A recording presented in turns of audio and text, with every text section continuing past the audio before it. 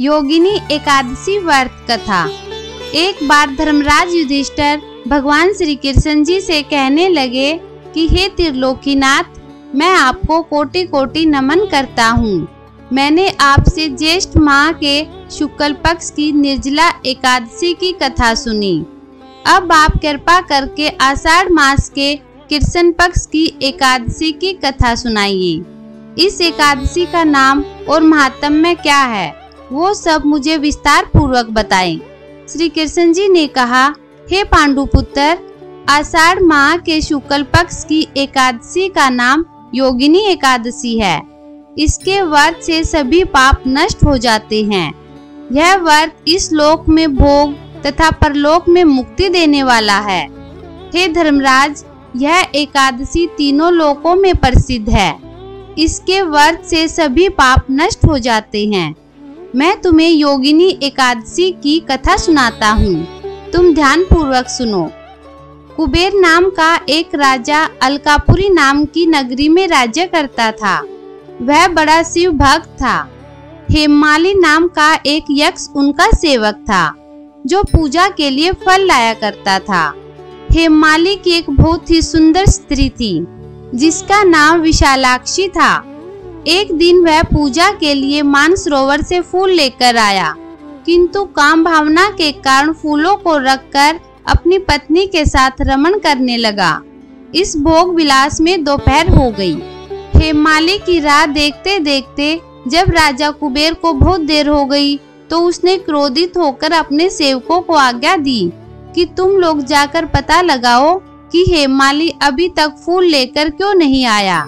जब सेवकों ने उसका पता लगा लिया, तो उन्होंने राजा के पास जाकर बताया, हे राजन, वह हेममाली अपनी पत्नी के साथ रमण कर रहा है।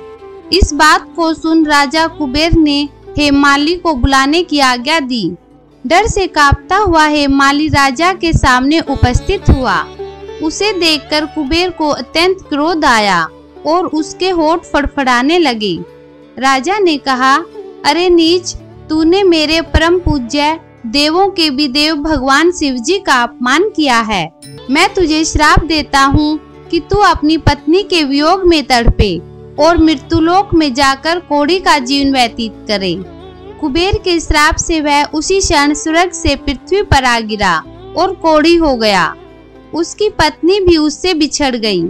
मृत्युलोक में आकर उसने अनेक भयंकर कष्ट भोगे, किंतु शिव की कृपा से उसकी बुद्धि मलिन न हुई और उसे पूर्व जन्म की भी शुद्ध रही। अनेक कष्टों को भोगता हुआ तथा अपने पूर्व जन्म के कुकर्मों को याद करता हुआ वह हिमालय पर्वत की तरफ चल पड़ा। चलते चलते वह मार्कंडेय ऋषि के आश्रम में जा पहुंचा। वह ऋषि अत्यंत वृद्ध तपस्वी थे। वह दूसरे ब्रह्मा के समान प्रतीत हो रहे थे और उनका वह आश्रम ब्रह्मा की सभा के समान शोभा दे रहा था। ऋषि को देखकर हेममाली वहां गया और उन्हें प्रणाम करके उनके चरणों में गिर पड़ा। हेममाली को देखकर मार्कंडेय ऋषि ने कहा, तूने कौन से निकृष्ट कर्म किए हैं जिससे तू कोढ़ी हुआ और भयानक कष्ट भोग रहा है। महर्षि की बात सुनकर हेममाली बोला, हे मुनिश्रेष्ठ, मैं राजा कुबेर का अनुचर था। मेरा नाम हेममाली है। मैं प्रतिदिन मानसरोवर से फूल लाकर शिव पूजा के समय कुबेर को दिया करता था। एक दिन पत्नी सहवास के सुख में फंस जाने के कारण मुझे समय का ज्ञान ही नहीं रहा और दोपहर तक शिव की पूजा के लिए फूल न पहुंचा सका। तब राजा कुबेर ने मुझे श्राप दिया कि तू अपनी पत्नी का वियोग और मृत्युलोक में जाकर कोढ़ी बनकर दुख भोग। इस कारण मैं कोढ़ी हो गया हूँ तथा पृथ्वी पर आकर भयंकर कष्ट भोग रहा हूँ। अतः कृपा करके आप कोई ऐसा उपाय बतलाएं जिससे मेरी मुक्ति हो। मार्कंडेय ऋषि ने कहा, हे हेममाली, तूने मेरे सामने सत्य वचन कहे हैं, इसलिए मैं तेरे उद्धार के लिए एक व्रत बताता हूँ। यदि तू आषाढ़ माह के कृष्ण पक्ष की योगिनी नामक एकादशी का विधान पूर्वक व्रत करेगा, तो तेरे सभी पाप नष्ट हो जाएंगे। महर्षि के वचन सुन हेममाली अति प्रसन्न हुआ और उनके वचनों के अनुसार योगिनी एकादशी का विधान पूर्वक व्रत करने लगा। इस व्रत के प्रभाव से वह अपने पुराने स्वरूप में आ गया और अपनी पत्नी के साथ सुख पूर्वक रहने लगा। भगवान श्री कृष्ण ने कहा, हे राजन, इस योगिनी एकादशी कथा का फल 88,000 ब्राह्मणों को भोजन कराने के बराबर है।